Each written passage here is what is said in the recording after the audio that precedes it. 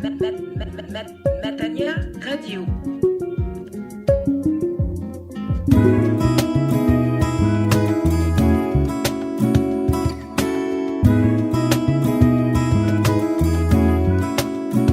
Matania, c'est le moment de la prédication et celle que je vous propose est une prédication du pasteur Claude Missindibazi qui a pour titre l'exaltation du Christ.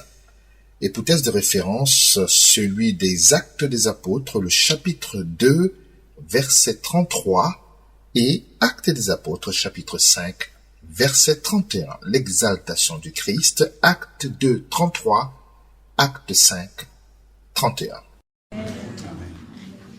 Que Dieu soit béni. Amen.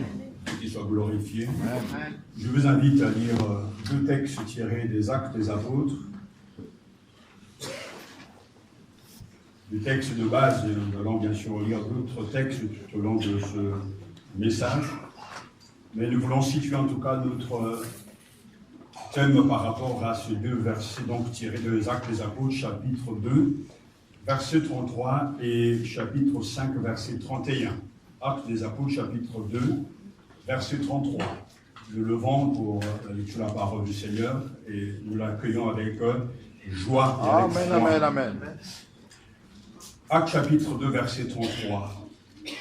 Exalté par la droite de Dieu, il a donc reçu du Père l'Esprit Saint promis et il a répondu comme vous le voyez et l'entendez. Amen. Encore des pages qui tournent, donc je vais attendre et je vais relire. Concentrez-vous sur les mots et sur les paroles donc, que Dieu nous adresse. Exalté par la droite de Dieu, il a donc reçu du Père l'Esprit Saint promis et il a répondu comme vous le voyez et l'entendez. Actes chapitre 5, verset 31.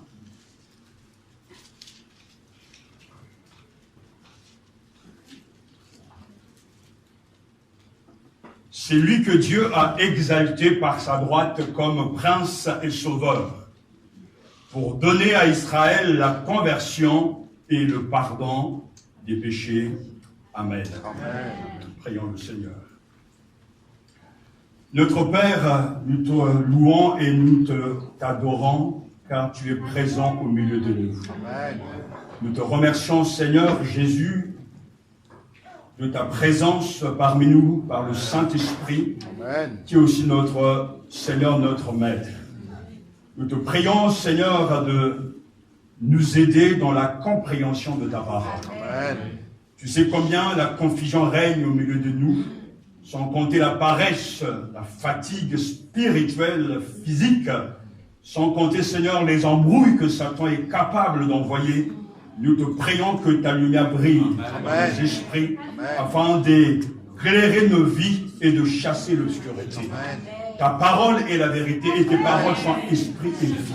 Amen. Nous te prions donc que la nature même de cette parole touche chacun d'entre nous et que ceux qui sont ici et ceux qui ne sont pas là soient touchés par ta présence. Jésus, manifeste-toi. Jésus, viens rencontrer tout un chacun et glorifie ton nom en sauvant, en donnant aux uns et aux autres de naître de nouveau par le Saint-Esprit et d'être habités par ta présence.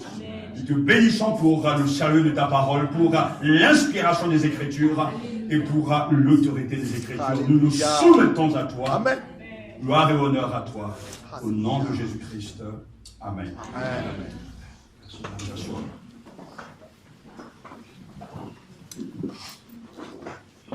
Comme vous le savez que à maintes fois, il a été dit et redit, et nous allons continuer à le faire, que sans la personne du Christ, le christianisme n'est rien. Une gnose, une idéologie tout au plus. Ce qu'il faut penser, c'est le Christ. Ce qu'il faut faire, c'est lui. Ce qu'il faut croire, c'est lui. Vivre, c'est vivre de sa vie. Il est tout, il résume tout. Il ne peut qu'être le centre de toute théologie et le sujet inépuisable de notre méditation. Jésus-Christ nous suffit. Non pas Christ plus quelque chose, ou Christ ajouté à quelque chose d'autre. Nous devons faire le tour du monde et crier Jésus satisfait pleinement.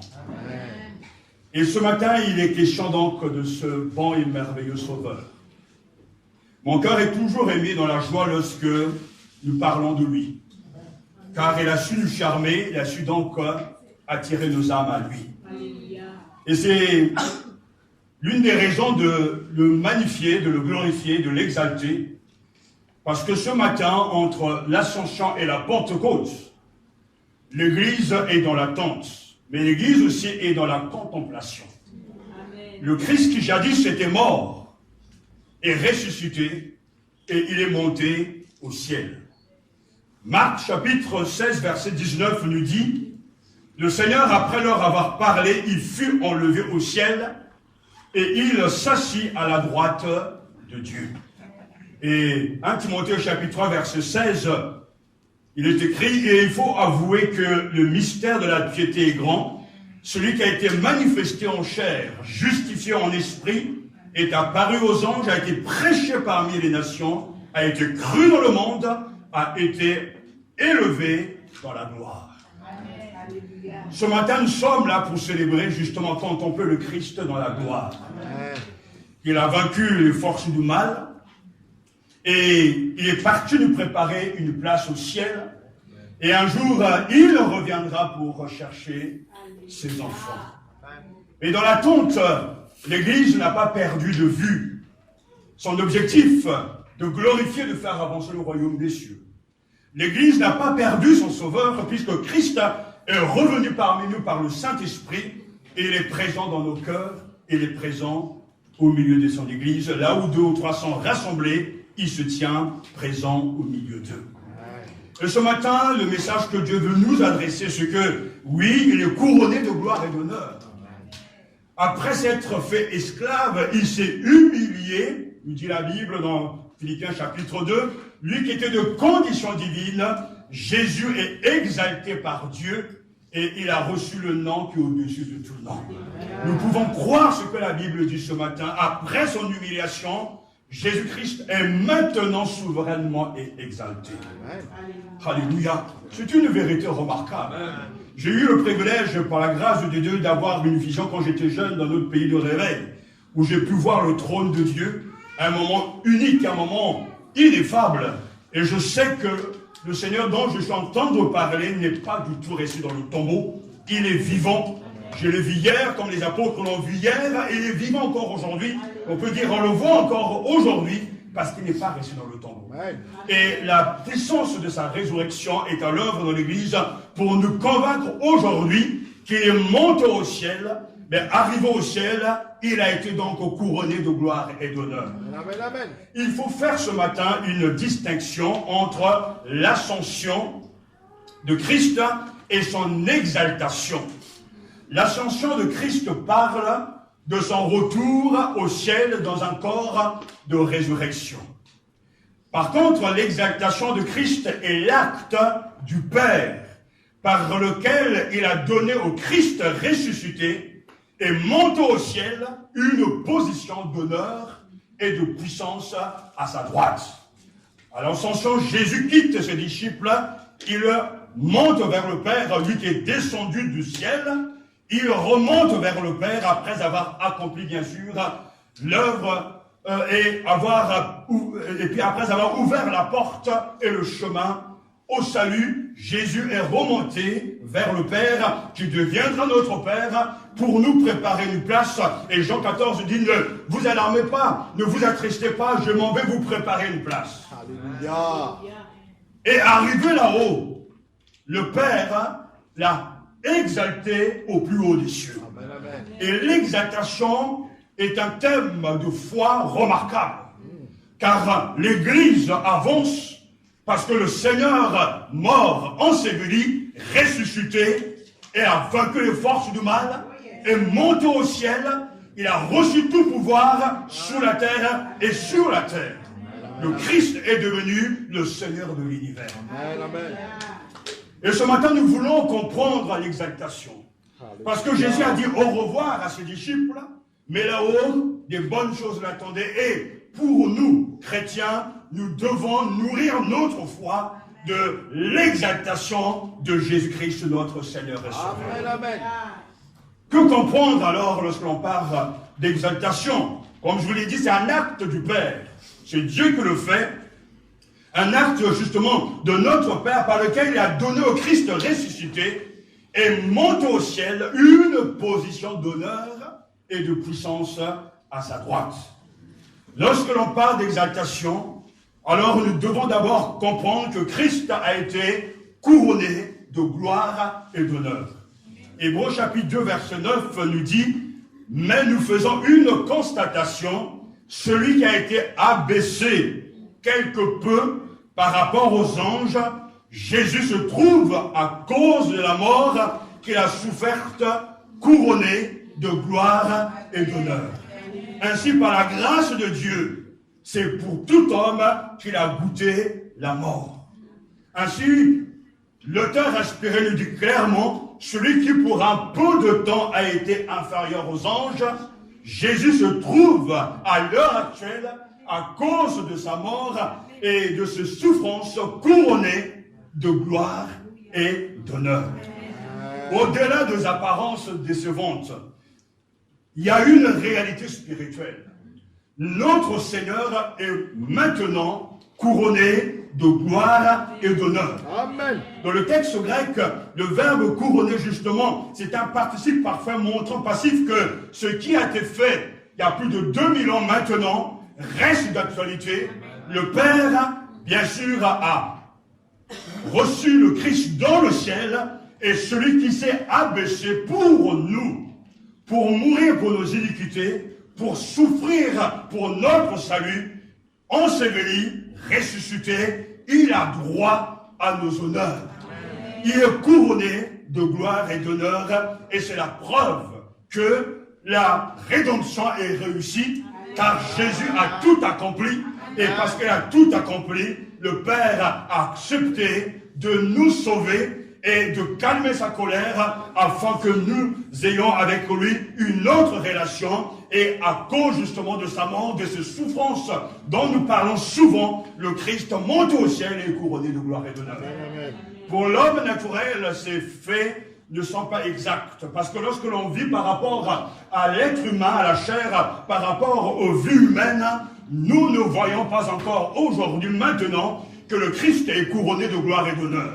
Nous voyons les œuvres du diable, nous voyons les trahisons, nous voyons les méfaits de l'ennemi, les tactiques du malin, mais le chrétien ne vit pas par rapport à la vue, par rapport à ce qu'il voit. Le chrétien se nourrit de la parole de Dieu et en lisant les Écritures, il a un autre regard, il a une autre interprétation de la réalité parce que la foi va au-delà de l'obscurité. La foi reconnaît ce que Dieu dit et la foi croit ce que Dieu dit. Et la Bible dit très clairement que Jésus a été élevé au plus haut des cieux et il est couronné de gloire et d'honneur.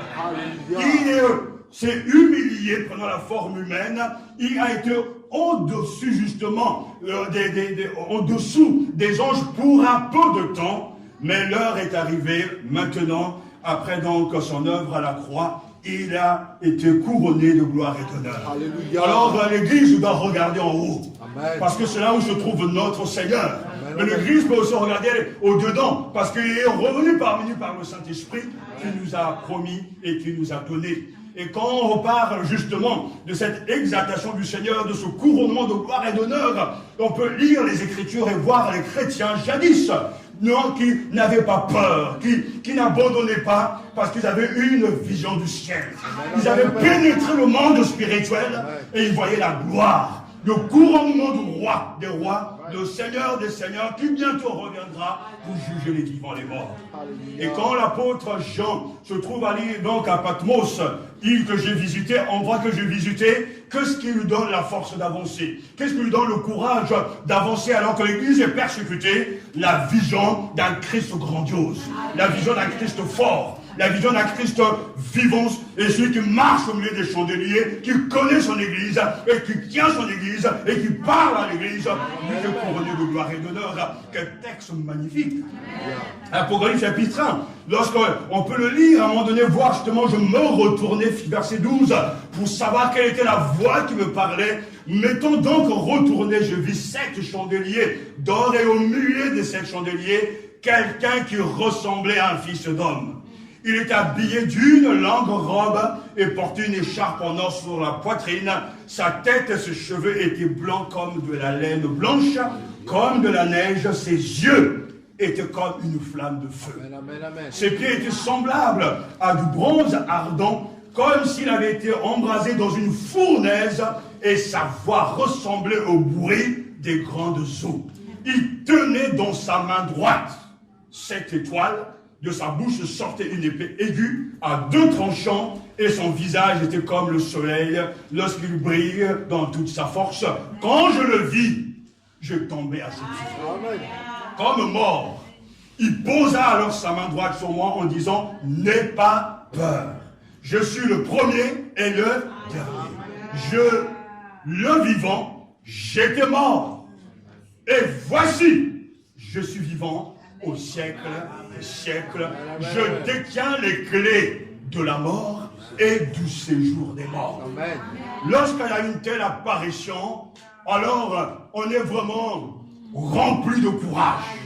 Et on a envie d'avancer. Et si tu n'as pas vu Jésus dans une vision, tu n'as pas vu Jésus d'une certaine manière, Jésus est visible dans les Écritures. Amen. Il suffit de lire la parole de Dieu comme nous venons de l'entendre. Jésus est le vainqueur de la mort. Amen. Et il détient les clés de la mort et du séjour des morts. Alléluia. Et ainsi, à cause de sa mort, il est couronné de gloire et d'honneur.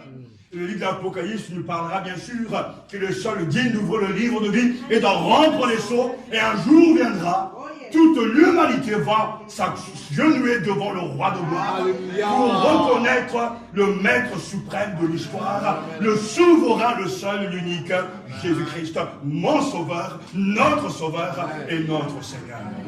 Alors je le vois, face aux tracasseries, face aux difficultés dans les assemblées, face au monde qui prêche le contraire, les jeux de la foi plutôt percent et acceptent ce qui est écrit. Jésus est couronné de gloire et d'honneur.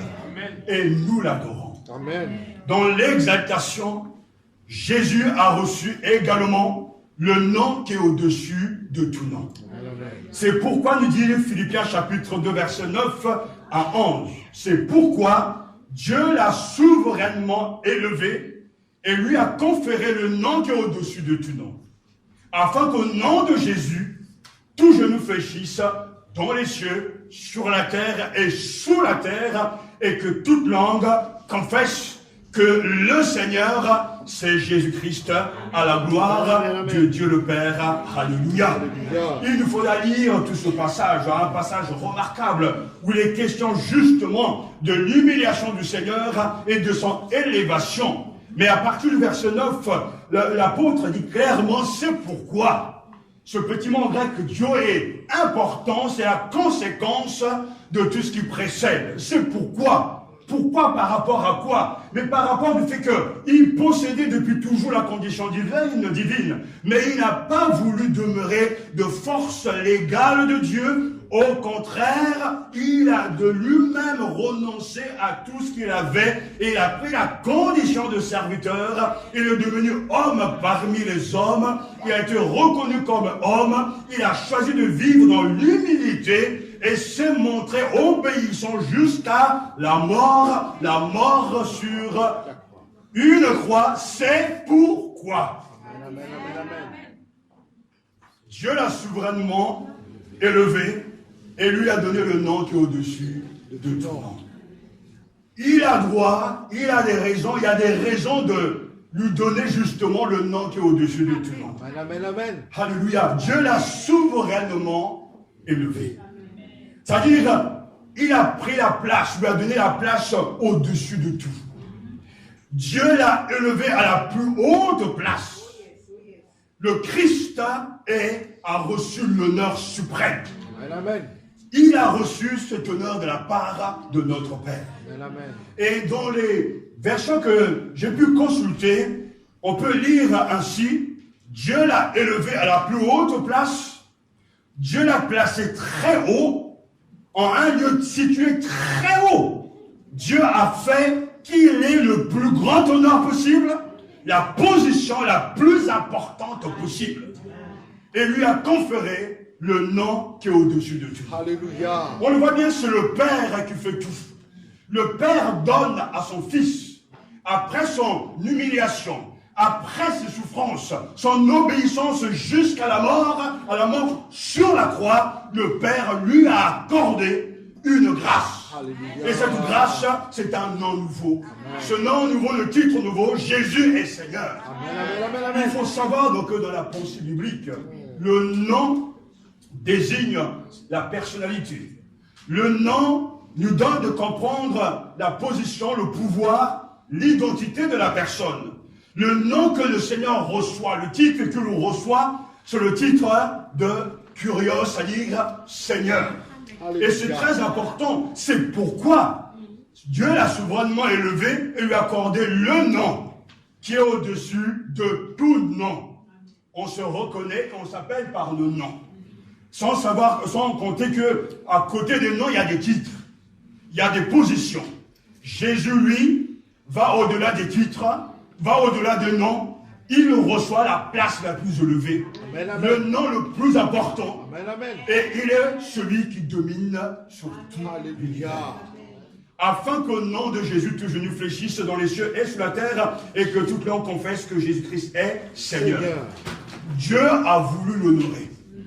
Et si le Père l'a honoré ainsi, l'Église doit honorer son Seigneur. Amen. L'Église doit chanter ses prouesses. L'Église doit témoigner de sa grandeur, la grandeur d'âme du Seigneur. L'Église doit chanter son humilité. L'Église doit proclamer son obéissance sans faille, sa détermination de sauver l'humanité et d'accepter à notre place nos peines et nos souffrances. Un jour viendra, alléluia, devant Jésus, tous doivent tomber à genoux. Parce qu'il a reçu le nom qui est au-dessus de tout nom. Pour honorer le nom de Jésus-Christ, Dieu l'a déclaré Seigneur. Mais Seigneur où? Non seulement sur le ciel, sur la terre et sous la terre. Donc nous sommes dans la totalité. Le pouvoir de Jésus est universel. Il est présent partout en même temps.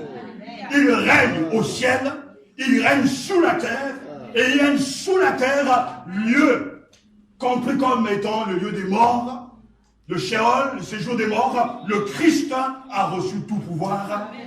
Alléluia. Il n'y a pas un endroit où l'on peut se cacher. Il n'y a pas un endroit où il ne peut pas agir. Le Christ est le maître souverain. Alléluia. Quel privilège d'avoir un tel sauveur. Amen. Il n'a pas changé de nature, mais Dieu lui a donné de nouveaux privilèges. Il est Dieu lui-même. Lui-même est Dieu, mais il a été déclaré souverainement le seul souverain dans les cieux et sur la terre, à cause de son œuvre. Jésus a achevé son œuvre sur la terre. Et sur la croix, il dira, tout est accompli. C'est fait, c'est fini. Et il est maintenant digne de recevoir honneur, gloire et puissance. De quelle œuvre s'agit-il? Mais en tant que sauveur, Jésus a tout fait. Ce matin, si tu veux être sauvé, plus rien ne peut t'empêcher d'être sauvé. Jésus a tout fait pour que tu sois sauvé. Et dans Actes chapitre 5, verset 31, comme nous venons de lire, il a dit, Dieu l'a élevé à sa droite et il l'a établi comme chef et sauveur. Alléluia. Pour donner l'occasion au peuple d'Israël de changer de comportement et de recevoir le pardon de ses péchés. Amen. Il est devenu le sauveur parfait. Amen. Celui qui sauve parfaitement. Le Christ a fini l'œuvre. Et en montant auprès du Père, il a reçu le pouvoir de donner le Saint-Esprit à ses disciples. Amen. Le Saint-Esprit est donné, vous savez pourquoi? On le verra dimanche prochain, c'est parce que Jésus a été élevé, que l'œuvre achevée, la signature et l'accord du Père, c'est le retour du Seigneur vers les siens par le Saint-Esprit. Et Pierre le dira, il a été élevé à la droite de Dieu, il a reçu du Père le Saint-Esprit qui avait été promis, il a répandu sur nous, et c'est ce que vous voyez et entendez maintenant. Voilà, c'est l'explication de la Pentecôte. Parce que le Christ a été exalté au plus haut des cieux, il a reçu du Père le don du Saint-Esprit. Et il a dit, j'aime tellement mes enfants, je leur répand le Saint-Esprit. Je leur donne le Saint-Esprit. Et le Saint-Esprit, en venant, va constituer la communauté vivante de Dieu. Une communauté d'adorateurs. Une communauté de témoins vivants de Jésus-Christ.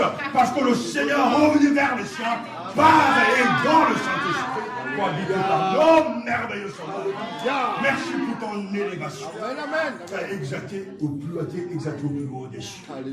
Il est devenu le prince et le sauveur.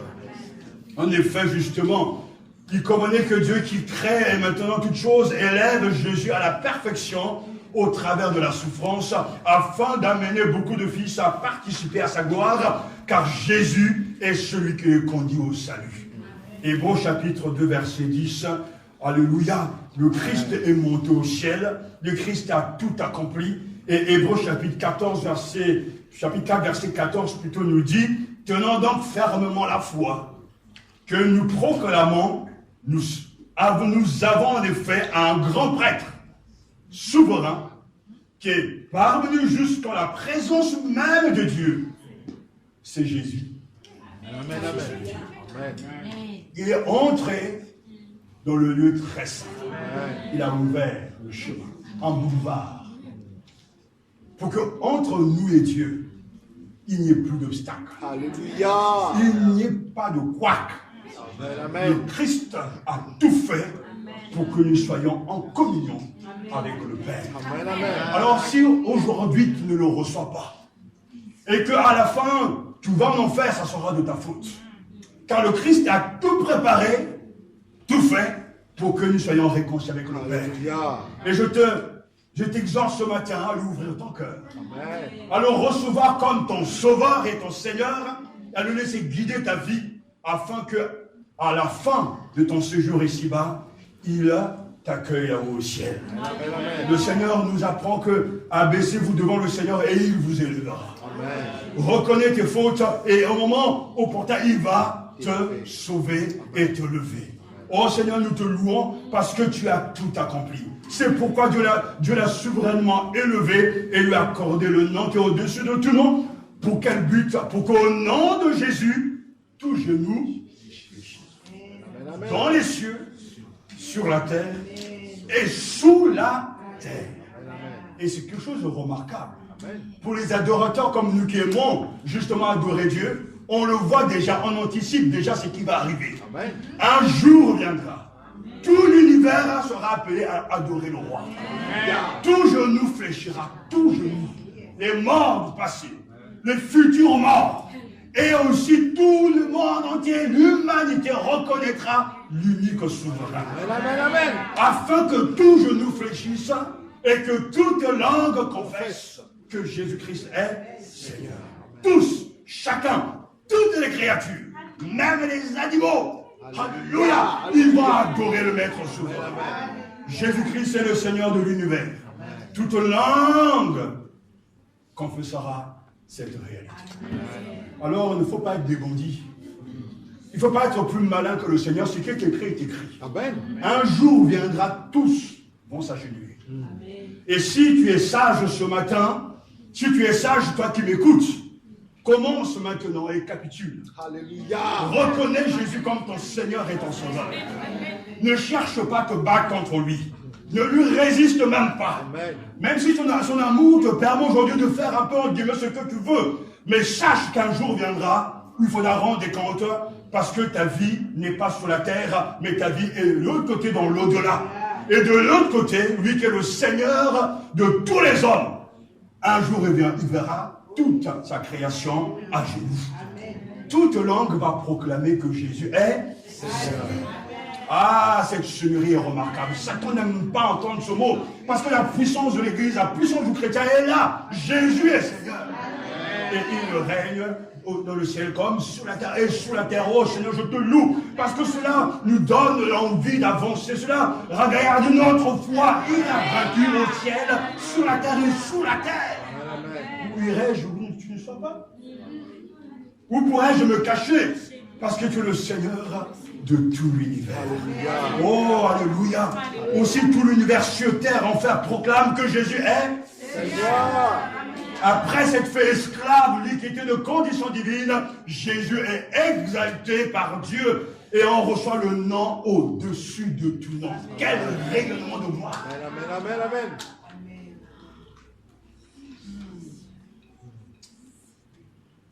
Et l'Église naissante avait compris la puissance de ce titre.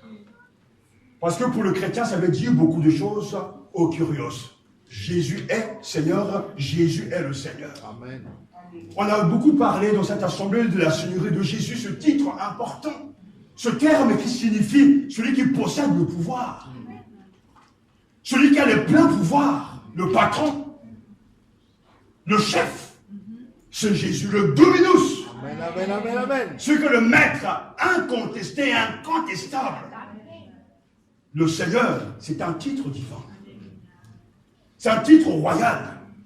Et quand l'Église affirme et proclame que Jésus est Seigneur, nous sommes en train de témoigner face au mal que Jésus est Dieu. Amen. Nous sommes en train d'affirmer, comme Thomas s'adressa à Jésus en déclarant « Mon Seigneur est mon Dieu ». Amen, amen, amen. Nous sommes en train d'affirmer quand nous disons Jésus est Seigneur, pas simplement de le proclamer de nos bouches, mais de le croire et de le vivre au quotidien. Amen. Nous sommes en train de dire aux forces du mal, aux ténèbres, aux sorciers, aux démons, que le maître qui vous a vaincu, c'est Jésus. Alléluia. Et quand il marche avec moi, il marche, alléluia, comme le victorieux, celui qui a vaincu et qui me garde. Amen. Ainsi Jésus pouvait dire, tout pouvoir m'a été donné, parce que le ciel est sur la terre. Et il dit à ses disciples, allez et faites de toutes les nations des disciples. Le mandat divin, Matthieu chapitre 28. Nous devons proclamer cette vérité. Mais vous savez, pour que la parole de Dieu soit réelle et efficace, il faut d'abord y obéir. Il faut d'abord l'accepter et marcher dans la parole. Et pratiquer les œuvres de la parole. Car on peut se revendiquer et affirmer que Jésus est Seigneur, mais s'il n'est pas Seigneur de nos pensées, Seigneur de notre porte-monnaie, Seigneur de notre temps, de nos corps, il est Seigneur de rien. Et souvent la vie des chrétiens est une vie compartimentée où il y a une pièce pour tout à chacun. Où il y a la pièce pour Jésus, au moment où on a besoin de lui, on va le chercher. La pièce pour les jeux, la pièce pour l'argent, la pièce pour les enfants, etc. Mais quand Jésus entre dans le cœur de quelqu'un, ça dit il vient habiter dans le cœur de quelqu'un, il vient casser les chambres et se met au milieu. Amen. Et celui qui décide. Amen, amen, amen. Mais il peut être le sauveur de certains, mais pourtant certains prétendent qu'il ne peut pas être le Seigneur. C'est comme, j'aime beaucoup cette image que souvent je vous raconte, que je vous partage. C'est comme si vous deveniez propriétaire d'un appartement. Vous entrez dans l'appartement et vous voyez le papier peint, vous voyez la moquette, la disposition des pièces et ça ne vous plaît pas. Alors vous décidez de changer le papier peint. Vous décidez de changer peut-être aussi la peinture, la couleur de la peinture, etc. Mais au moment où vous êtes en train de le faire, vous prenez possession de l'endroit. Au fur et à mesure que vous changez les choses, à l'intérieur, la maison va vous ressembler. C'est vos rideaux, c'est votre papier peint préféré, c'est la moquette que vous aimez, la machine à laver que vous voulez. En fait, les choses vous ressemblent parce que les choix, les décisions, mais c'est vous. Et tout d'un coup, tout vous appartient et ressemble à ce que vous voulez. Je voulais une maison avec du papier peint. Ah voilà ma maison donc, l'appartement avec du papier peint. C'est exactement pareil avec Jésus. Quand il rentre dans le cœur de quelqu'un, il y a tout un tas de choses qu'il n'aime pas.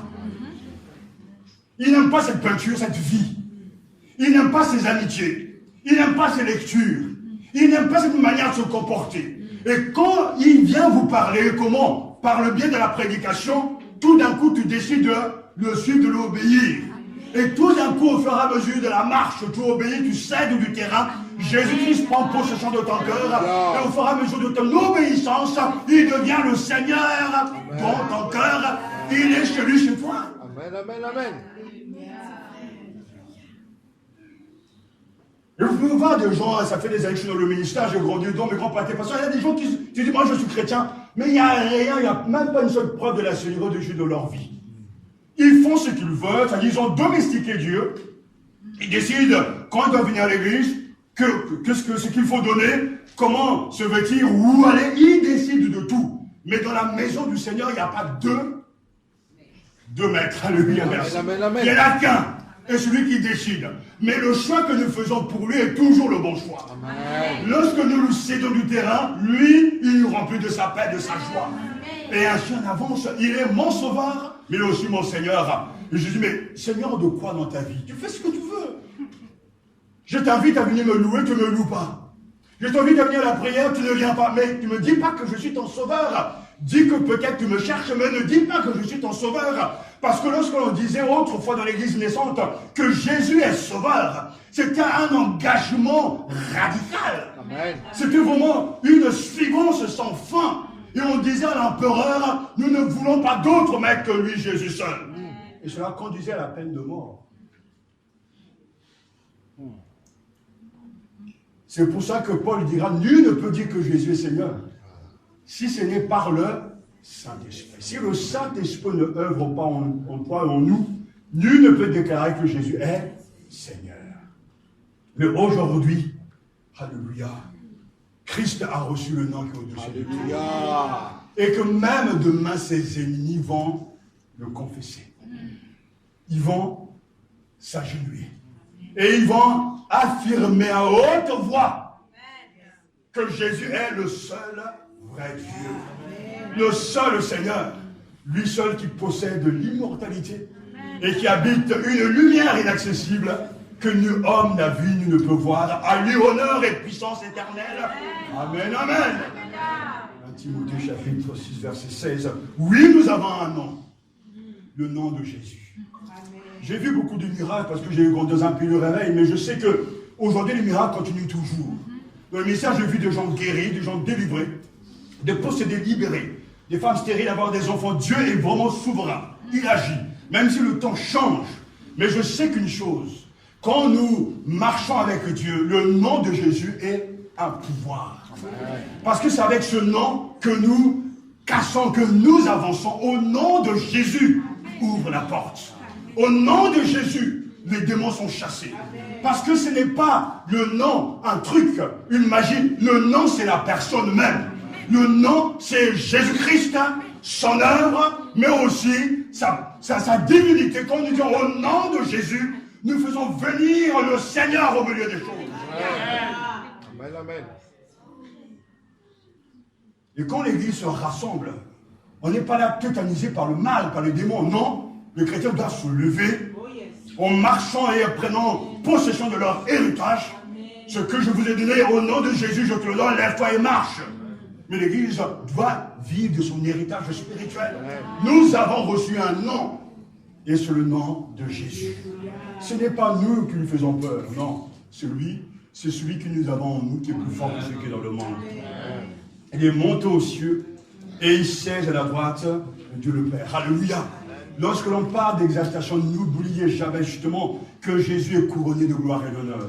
Et à chaque fois, on doit le proclamer, on doit le chanter. Nous ne devons jamais oublier que Jésus a reçu le nom qui est au-dessus de tout nom. Mais même avec ce nom, qu'est-ce que Jésus a reçu? Il a été intronisé, c'est-à-dire il est entré a été placé à la droite du Père. Alléluia. C'est quelque chose de remarquable. Et le Seigneur le dit très clairement dans Matthieu chapitre 28, verset 18. Jésus s'approcha d'eux et leur adressa ces paroles. Tout pouvoir m'a été donné au ciel et sur la terre. Hébreux chapitre 10, verset 12.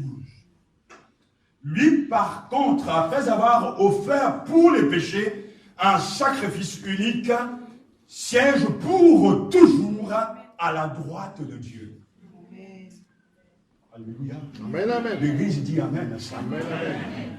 Lui, par contre, après avoir offert pour le péché un sacrifice unique, il est mort, il n'y aura pas d'autre mort. Siège pour toujours à la droite de Dieu. Est-ce que vous comprenez? Il est monté au ciel. Dieu l'a accueilli. Il lui a donné le nom qui est au-dessus de tout nom, mais il a intronisé à la droite du Père. C'est quelque chose de remarquable. Amen, amen, amen. Comme si le nom ne suffisait pas, il est maintenant assis à la droite du Père. Amen. Et la droite, c'est la place d'honneur. Alléluia. Et là, tout s'élimine. Quand Paul dira, mais qui les condamnera? Le Christ Jésus est celui qui est mort. Bien plus, il est ressuscité. Il est à la droite de Dieu et il intercède pour nous. Romains chapitre 8, verset 34. Oh, je vais le relire parce que c'est bon. Amen, amen. Qui les condamnera? Le Christ Jésus est celui qui est mort. Bien plus, il est ressuscité. Il est à la droite de Dieu et il intercède pour nous. Alléluia. Éphésiens chapitre 1, verset 20. Il a mis en action dans le Christ en le ressuscitant d'entre les morts et en le faisant asseoir à sa droite dans les lieux célestes. Quelle position. Position d'honneur. Alors quand même on recite le symbole des apôtres, je crois en Dieu le Père, créateur du ciel et de la terre. Je crois en son Fils, notre Seigneur, qui a été du Saint-Esprit et qui est né de la Vierge. Et puis, sous Ponce Pilate, il a été crucifié, il est mort, il est descendu aux enfers. Le troisième, Il est monté au ciel. Il siège à la droite de Dieu le Père. de la pour juger les vivants et les morts.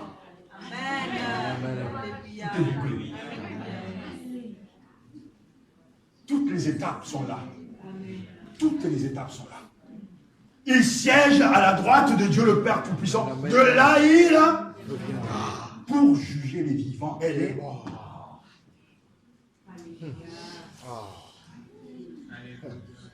Qui va monter au ciel pour aller détourner le Christ?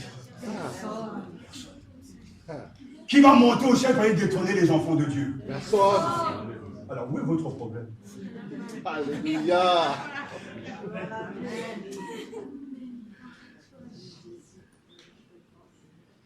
Exalté par la droite de Dieu, il a même donné le don du Saint-Esprit. Ce qui était précieux, il nous l'a donné. Amen. Le Saint-Esprit pour que nous ne soyons pas seuls. Mais il est avec nous par le Saint-Esprit. Amen. Et il est au ciel en train d'intercéder. Jean chapitre 17, il dit que Jésus, avant de quitter ce monde, il prie pour les siens. Cette fameuse prière, une prière d'une profondeur inouïe.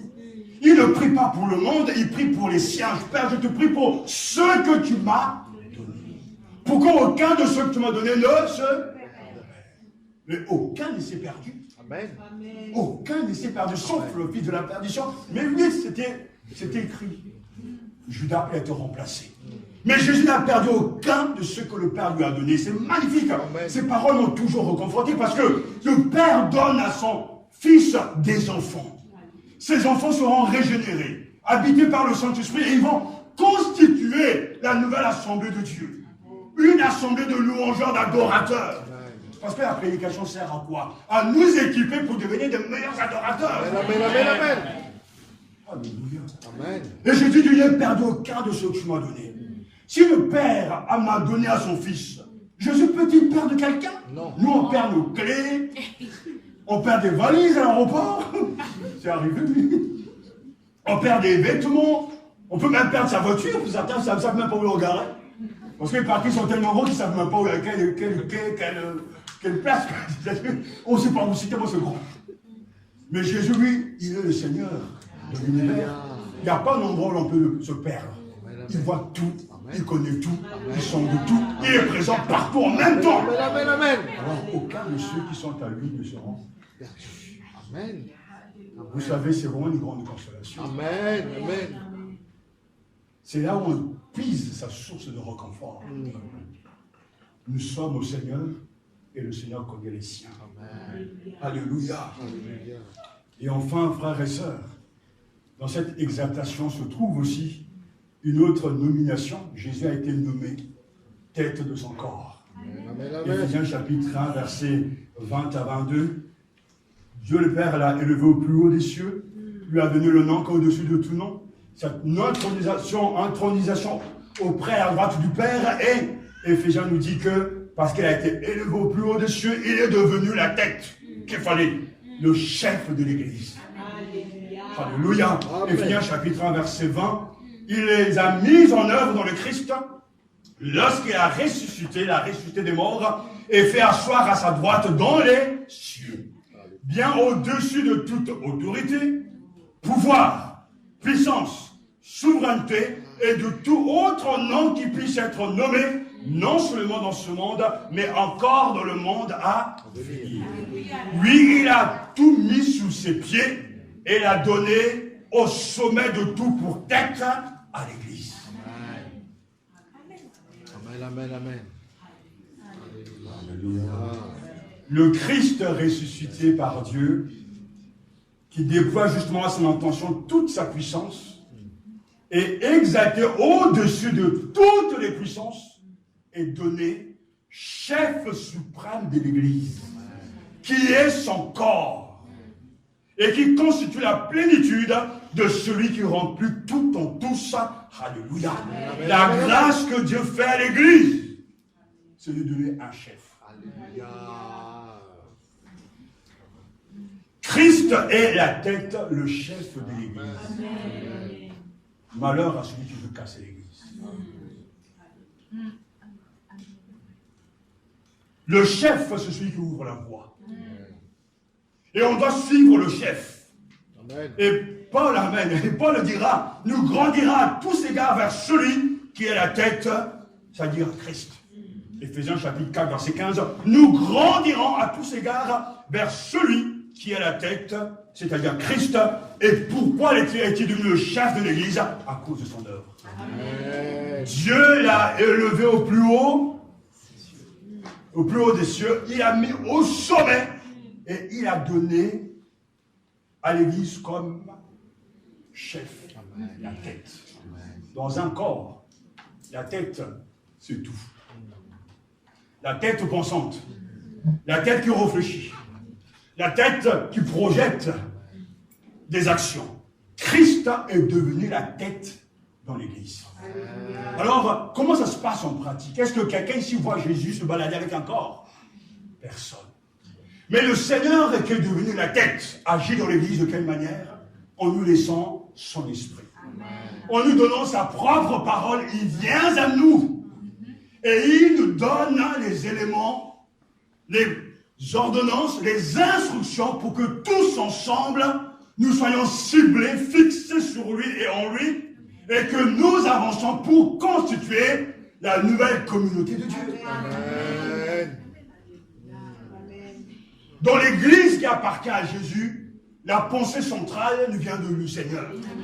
Quand Jésus nous parle de nous aimer, il n'y a pas 36 manières d'aimer.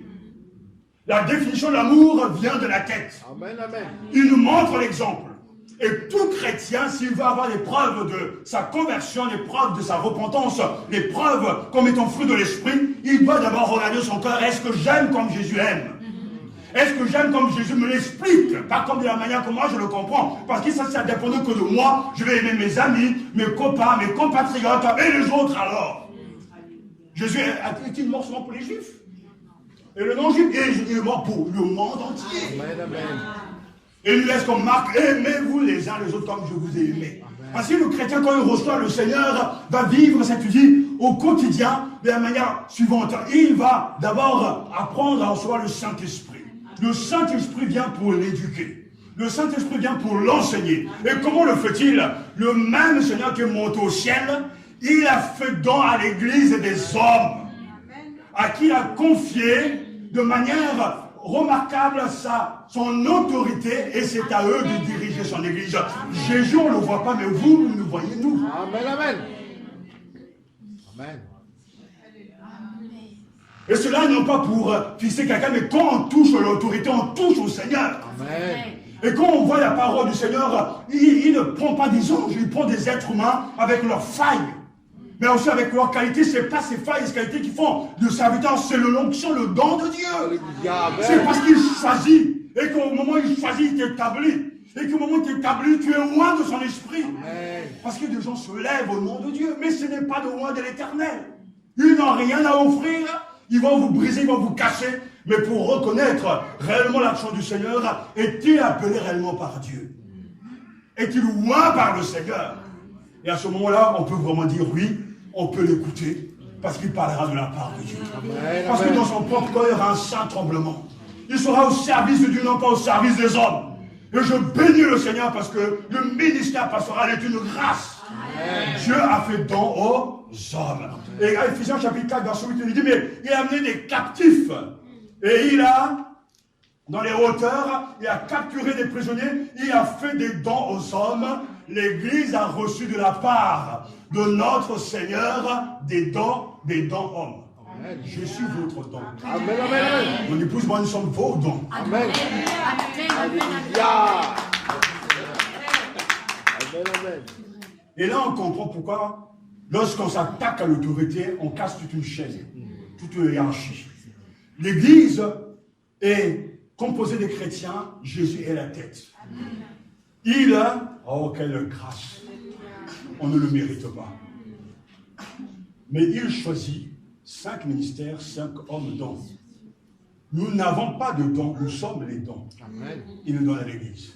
Ça ne veut pas dire qu'il n'y aura pas de problème, qu'il n'y aura pas de difficultés, mais lui-même est en train de œuvrer. Lorsqu'on regarde même le cercle de 12, il y avait des problèmes. Mais Jésus pourtant les a choisis tous.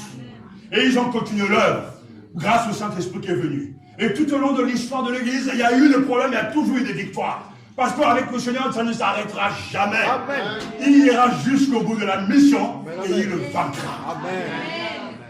Satan peut dire, oh, le pasteur, le moment, il se vante ou quoi? Mais oui, je suis fier de l'évangile. Alléluia. Je ne devais pas naître. Mais le Seigneur, alors que les médecins disaient, c'est fini. Il n'y a pas d'espoir. C'est impossible.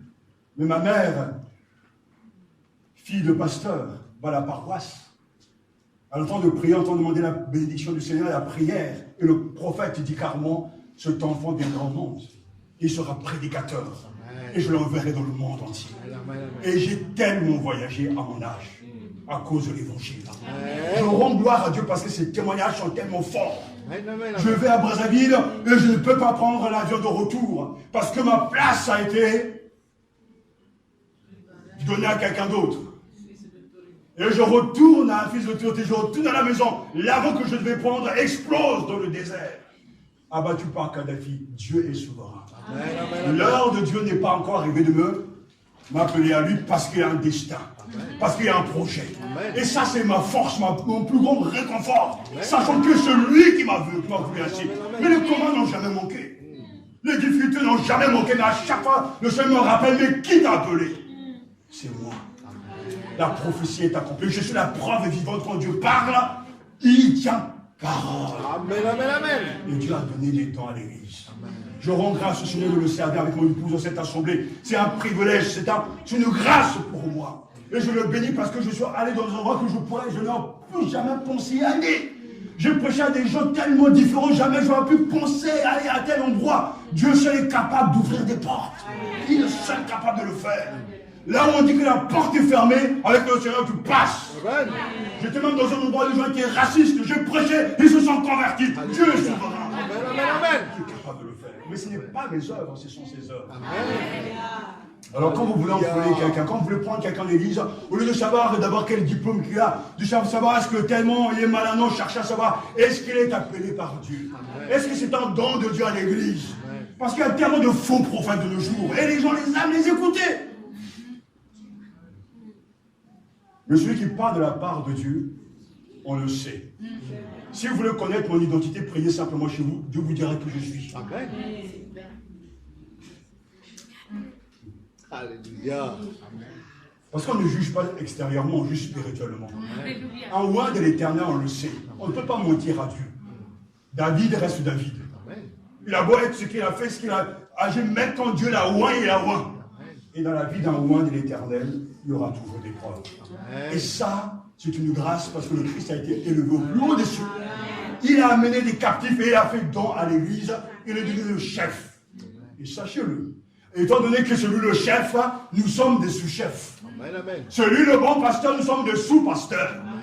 Et nous devons aller chercher sa face à chaque fois. Seigneur, que veux-tu que partage avec ton église? Et souvent le matin, on se lève très tôt. Ce matin à 4 heures, je suis debout. Seigneur, qu'est-ce que tu veux encore affirmer davantage?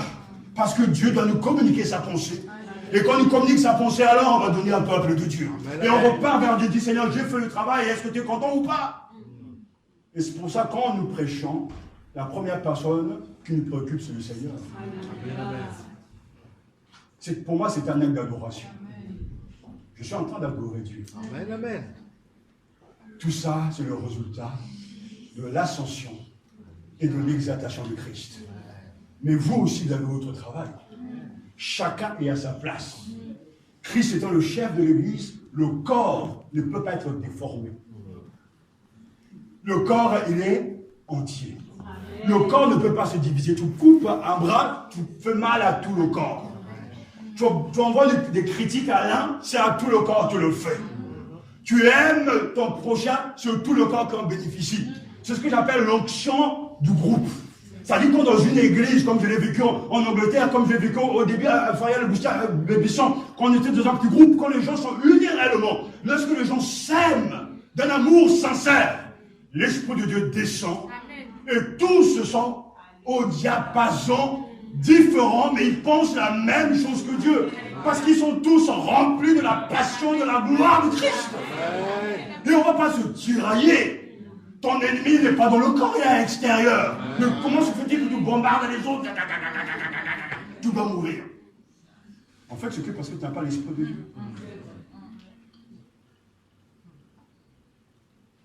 Tout le monde regarde les matchs de football, n'est-ce pas? Oui. Mais personne ici contre son camp. Et même quand on se trompe en match contre son camp, c'est déjà assez difficile. On a eu un ex-footballeur ici, mais le frère, le fonctionnaire. Et il sait très bien de quoi je parle. Tu as dit que quand tu as raté, vraiment, tu marques quand on prend pour quand tu n'es pas bien. Mais vous savez très bien que ce n'était pas là le but. Bien que Satan les paye quand même pour marquer leur propre corps. Mais ça, c'est dans le monde. Dans l'église, tout est parfait. La tête ressemble le Christ au ciel. Il est en train de rassembler, depuis maintenant quelques siècles, de gens de partout.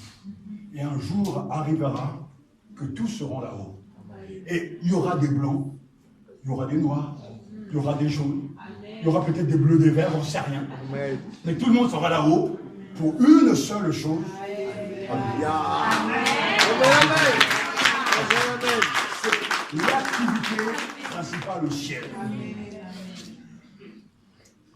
C'est pour ça que nous sommes devenus un saint sacerdoce, une nation sainte, afin d'annoncer les vertus de celui qui nous a appelés des ténèbres à. Oh Seigneur, sois béni. Amen, amen, amen. Parce qu'aujourd'hui tu es exalté au plus haut des cieux. Et que dans ton exaltation, tu es couronné de gloire. Amen, amen, amen. Tu as reçu le nom qui est au-dessus de tout nom. Le Seigneur t'a conféré vraiment un nom remarquable. Tu as été intronisé à la droite du Père et nommé chef de l'Église. Puisque tu es vraiment tout ça pour nous, nous n'avons pas à craindre. On n'a même pas à avoir peur du futur de l'Église. Parce que celui qui est dans les cieux a déjà vaincu. Il connaît les siens. Il a déjà signé pour les enfants. Il connaît nos noms seraient dans le livre de vie. Alors, j'aimerais simplement qu'on ait une vision pétillante, Amen. une vision vivante de notre Seigneur. Amen. Il ne vous donne pas envie de l'aimer encore? Amen, amen, amen. Tout ce qu'il représente. Amen, amen. Lui qui a vraiment s'est humilié pour nous. De sa condition humaine, il est descendu au plus bas. Est-ce que vous imaginez que le Fils de Dieu, on lui a craché dessus? On l'a injurié, on a même osé dire qu'il est possédé d'un démon, le roi des démons, paisible. On n'a pas voulu de lui. Mais pourtant, cet amour, cette humilité est notre salut. Amen. Et c'est pour ces raisons que le Père l'a souverainement. Amen, amen, amen. Ah, c'est tout à l'heure, j'avais commencé ce temps de louange avec oui, je le vois. Je veux qu'on le termine avec ce chant parce que je veux que chacun soit marqué de cette vision. Oui, je le vois.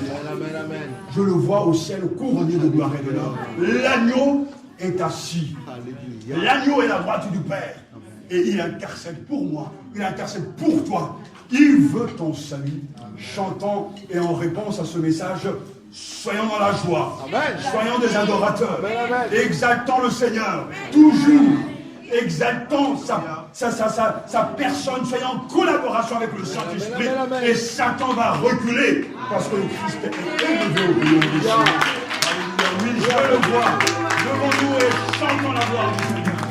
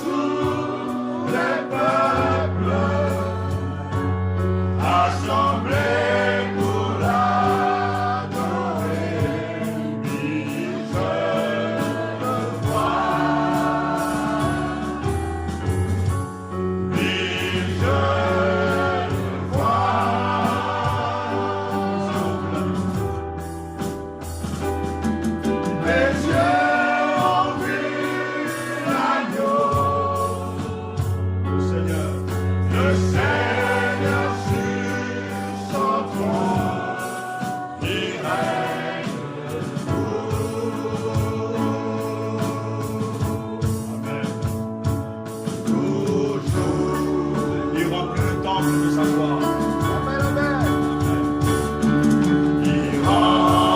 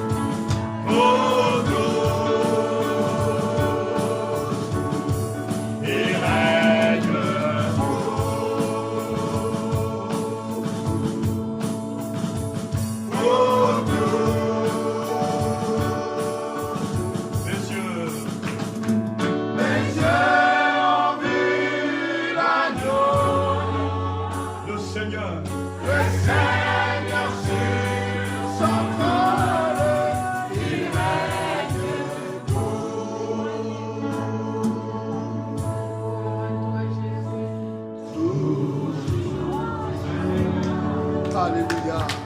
Gloire à Dieu. Gloire au Seigneur des Seigneurs. Amen, amen. Gloire.